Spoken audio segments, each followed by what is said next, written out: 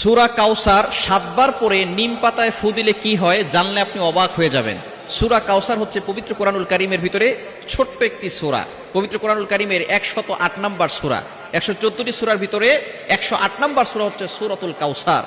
যদিও ছোট্ট সূরা, তবে এর ফজিলত কিন্তু অনেক বেশি। অনেক সময় আমাদের দুশমন বেড়ে যায়, আমাদের অনেক দুশমন হয়ে যায়। এই দুশমনকে ধ্বংস করার জন্য আপনি কিছু নিম পাতা সংগ্রহ করে 7 বার পরে যদি আপনি নিম পাতায় ফু দিতে পারেন, এই কিভাবে আমল করবেন এবং কিভাবে আপনি করলে আপনার দুশমন চিরতরে আপনার কাছে নত হয়ে থাকবে, আপনি জানলে অবাক হয়ে যাবেন। নবীজি সাল্লাল্লাহু আলাইহি সাল্লামের কিন্তু দুশমন ছিল। আবু জাহেল, উতবা, শাইবা মিলে সব সময় প্ল্যান করতো কিভাবে মুহাম্মদ সাল্লাল্লাহু আলাইহি সাল্লামকে ধ্বংস করে দেওয়া যায়। এই সূরাতুল কাউসারের এতটা ফজিলত কেন? এমন সময় আল্লাহ পাক রব্বুল আলামিন এই সূরা কাউসার নাজিল করেছেন, যেই সময়টা নবীজি সাল্লাল্লাহু আলাইহি সাল্লাম খুবই কষ্টের ভিতরে ছিলেন। আল্লাহ পাক রব্বুল আলামিন সূরা কাউসার নাজিল করে নবীজি সাল্লাল্লাহু আলাইহি সাল্লামকে সন্তুষ্ট করেছেন। বলেন সুবহানাল্লাহ। Can you imagine? আপনি কল্পনা করতে পারছেন? নবীজি সাল্লাল্লাহু আলাইহি সাল্লামের ছেলে সন্তান যারা এই দুনিয়াতে এসেছিল তারা এই দুনিয়া থেকে বিদায় নিয়েছে। অল্প অল্প বয়সে তারা দুনিয়া থেকে বিদায় নিয়েছে। যখন এই সব সন্তানগুলো দুনিয়া থেকে বিদায় নিল, এবার কাফেররা বলা শুরু করলো, মুহাম্মাদের বংশের কোনো ছেলে নাই, মুহাম্মাদের এই দিন টিকবে না। মুহাম্মদ যে ইসলামের দাওয়াত দেয়, যেই কালিমার দাওয়াত দেয়, এই কালিমার দিন বেশি দিন টিকবে না, কেননা তার সন্তান সবগুলো দুনিয়া থেকে বিদায় নিয়েছে। মুহাম্মদ হচ্ছে আবতার, নির্বংশ, মুহাম্মাদের বংশ নাই, মুহাম্মাদের এই ইসলাম বেশি দিন থাকবে না।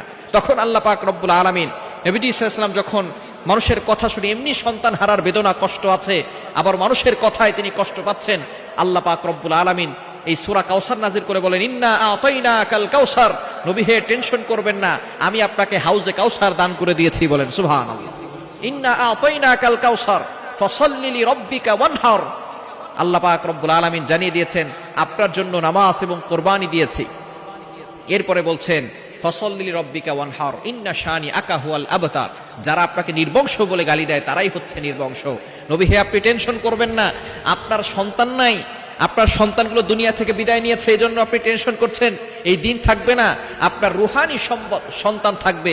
এই রুহানি সন্তানরা আপনাকে এতটা ভালোবাসবে, এতটা মহব্বত করবে যে আপনি দুনিয়াতে থাকবেন না, কিন্তু আপনার ইজ্জতের উপরে তারা চুল পরিমাণ আঘাত করতে দিবে না। নিজের জীবন দিয়ে আপনার ইজ্জতকে তারা হেফাজত করবে। সুতরাং এরকম নবীর ভালোবাসার পাগল উম্মত আছে না নাই? সুতরাং নবীজি সাল্লাল্লাহু আলাইহি ওয়াসাল্লাম কেমন সময় এই সূরা আল্লাহ পাক রব্বুল আলামিন দিয়েছেন, যখন তিনি কষ্টে ছিলেন। এই সূরাটা যখন আপনি পড়বেন, দুশমনকে কাবু করার জন্য, তাকে বাধ্য করার জন্য। অনেক সময় আমাদের দুশমন বেড়ে যায়, ভালো যিনি থাকবে তার উপরে দুশমন বেড়ে যাবে। এটা কিভাবে আমল করবেন? আপনি প্রথমে ওযু করবেন। এই আমলটা ফজরের নামাজের পরে করার চেষ্টা করবেন। ফজরের নামাজের পরে আপনি ওযু করে ফজরের নামাজ পড়ে এরপরে আপনি সেখানে বসবেন, বসে 3 বার দুরূদ শরীফ পড়বেন। নিম পাতা নিয়ে সেখানে 7 বার বিসমিল্লাহ সহকারে সূরা কাউসার পড়ে ফু দিবেন। ফু দিয়ে ওই পাতাটাকে আপনার দুশমন যিনি আছেন তার কথা স্মরণ করবেন, তার একবার তার নাম উচ্চারণ করবেন যখন ফু দিবেন। এরপরে শেষে আবার 3 বার দুরূদ শরীফ পড়ে ওই পাতাটার ভিতরে ফু দিয়ে সেই পাতাটা আপনার যে দুশমন আছে সে যেই রাস্তা দিয়ে হাঁটে সেই রাস্তায় আপনি পুঁতে রাখবেন। সে রাস্তা দিয়ে যদি আপনার দুশমন হেঁটে যায়, তাহলে আপনার দুশমন আপনার বাধ্য হবে, আপনি যা বলবেন সেটাই সে শুনতে বাধ্য হবে। এজন্য সূরা কাউসারের ভিতরে অনেক ফজিলত রয়েছে।